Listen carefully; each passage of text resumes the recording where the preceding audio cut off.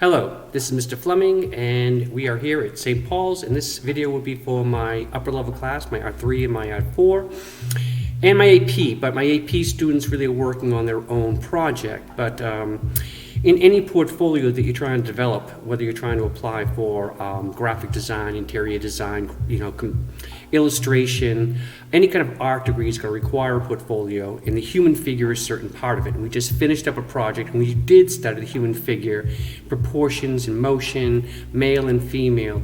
Now I want to take those lessons and move it into a more creative realm, and combining our figure drawing with an animal, and this would be called anthropomorphic.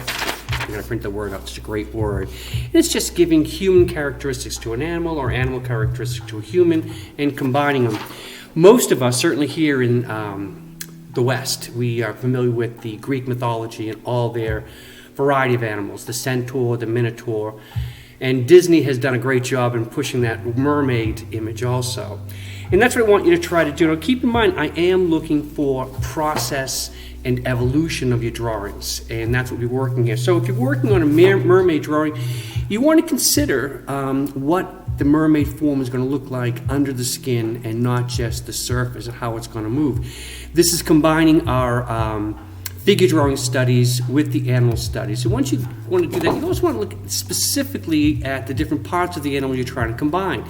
And here I have a variety of tails I've worked on, and those are the things you should have before you start your final draft.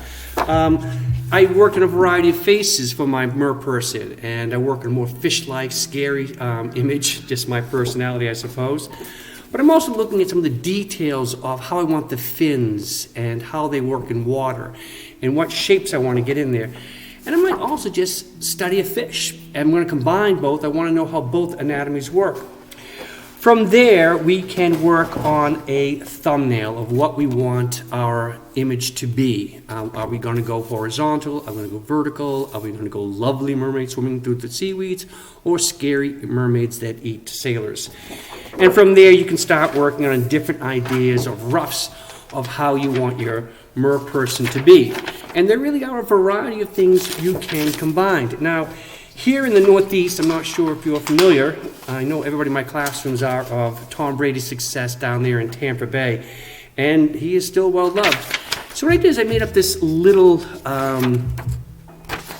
sheet here, a variety of images to combine. There's Mr. Tom Brady, there's Mr. Tom Brady in his form, that's just really a generic football player, and I have a variety of horns and rams, and I want to combine them. Now, that would be a source. You take that and you start studying, and that's what you're drawing from. So from those sources, you can see back here, I have different goat faces that I worked on. And from there, I started working on my figure and the variety of faces I could put on there. Now, doing this, a lot of people complained. The one of the complaints was, Mr. Fleming, this is not a goat, it's a ram. Now, it's a good observation, I suppose, but a ram is a male goat or sheep. I guess the confusion is there was a football team called the Rams, and somehow the word goat doesn't really associate with the Rams. So I changed the horns. Now I did change the horns, but some of the feedback I got on this one is it's too scary. Tom Brady is just too loved. I can't make him too scary. And so now I'm working on this watch in which we have Mr. Brady a little bit more pretty than usual. Now, doing that, I want to talk about one feature of the drawing itself that I want you to pay attention to, and that is the weight of the line. Now, I'm working in black ink because I like black ink. My seniors and my juniors are welcome to use different mediums if they're trying to study. I do want to work with black ink because I'm trying to emphasize contrast and how to use contrast to create emphasis in your drawings. And I think black ink is a very good way to do it. Again, if you wish to use graphite, if you wish to use watercolors, that's fine. But you should understand weight of the line and how that works. And one thing is the tools you use yourself. You need a variety of shapes of markers of different sizes. It just makes being creative a lot more easy than just working with a single thin marker.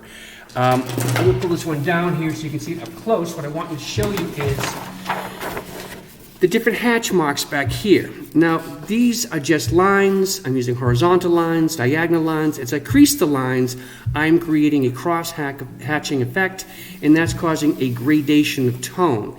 I can use this in the same way I use graphite to create modeling of the form, and that's what I'm using here. And this is Mr. Tom Brady, and you can see I'm trying to create some sort of volume, but I'm using black ink. I'm not using graphite, but really just a little practice, this is just as easy as using a pencil, and I think it's more dynamic.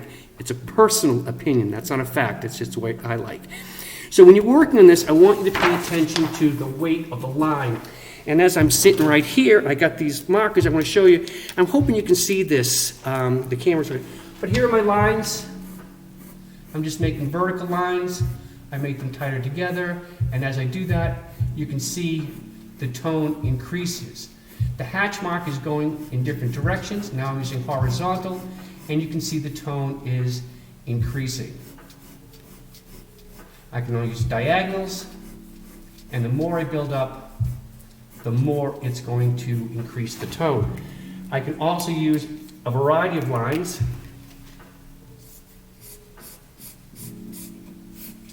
Sorry, thickness of lines to give me a different effect. And of course my big one here. Now these markers, you can see that tip is very, very large, but you really can do a lot with it. I can use the corner of it and keep it relatively thin. I can use the base of it and make it nice and black. These tools are not terribly expensive. In fact, they're probably the most affordable of all the art tools, and they're worth looking into. So for the next project, what I'm looking to see is you to choose an animal. Now, I chose a couple because I want to work out the ideas I like best. I do like the mermaid. I like Tom Brady. Okay, I'm sorry. I like the Patriots. I like Tampa Bay. It was just a great game, and Tom Brady's a great story. So I wanted to use something that was a bit more familiar and contemporary. But you're free to use anything. You can use insects too. This is really a creative project. I want you to use your imagination and think of animals that you might be interested in, cats, dogs, whatever you like, and then use the lessons of figure drawing that we just finished up and combine the two to create a unique image. If you're not sure, do Tom Brady the goat. That's fine. If you're not sure, do a mermaid. That's fine too. But I need you to emphasize not just the lesson we learned from our previous project, but I want you to create something that's truly unique and something that really pushes your creative juices. So you want to have a variety of drawings in your sketchbook. Now this should be done in your sketchbook. I'm doing it here because I need it large enough that you can see it, but really I'm looking for the work in your sketchbook. And like always, your final draft can be in your sketchbook. You don't have to do a final draft paper. I think this is one of the things we've learned this year in the coronavirus, is we need an easy way to go back and forth with me to check your work. But I do want to see process and evolution. There is not a final draft up here yet. That is still to come. Also, there's no color study up here. That is still to come. This is the process that we're working on. We work on our thumbnails, we work on our roughs, we work on our color, and then we execute the final draft. In your sketchbook, I think 8 by 10 will work just fine, but I do want to see many, many drawings. I want to see your ideas flowing, and I look forward to seeing this. So this is the project we'll be working on this week. It's February 22nd, Monday, and make art because art won't make itself. Bye-bye.